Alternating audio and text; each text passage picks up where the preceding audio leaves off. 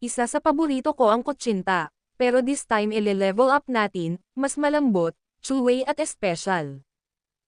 Para makagawa tayo nito, paghaluin lang natin sa isang bowl, ang 1/2 cup ng all-purpose flour, 1/2 cup ng cassava flour, 1/2 cup ng brown sugar, orange food color o di kaya ang atsuete powder, then i-mix lang ito. At pagkatapos ay mag-add ng 1 1/4 cup ng water. Then add 1/2 teaspoon lye water, and 1/2 teaspoon vanilla extract.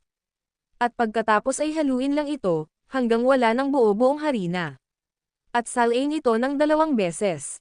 Pairan ng oil ang baking tray, para di mahirap unmold kapag naluto na. At steam ito ng 30 minutes sa medium heat. At habang hinihintay nating maluto ang classic kutsinta ay mag-prepare naman tayo ng second layer natin.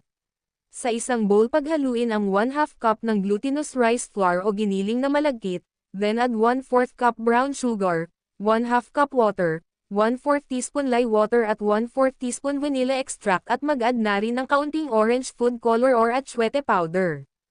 Para mas madali ninyo itong masundan, ay ilalagay ko na lang sa dulo ng video ang full recipe. At kapag okay na ay salain ito. At after 30 minutes luto na ang first layer, ay ibuhos na sa ibabaw nito ang second layer at steam ito ng 30 minutes.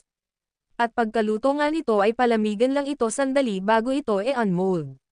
Sa mga gusto ng medyo makapal ang pagkakaluto nito ay dablihin lang ang ating mga ingredients. Perfect na perfect ito sa kahit na anumang okasyon, at pwede din itong pangnegosyo.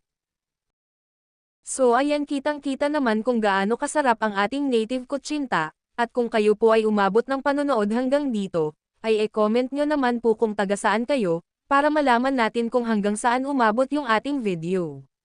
At thank you so much sa inyong lahat, huwag kalimutang mag-follow, like and share, have a good day everyone. At yung ating full recipe ay nasa dulo ng video.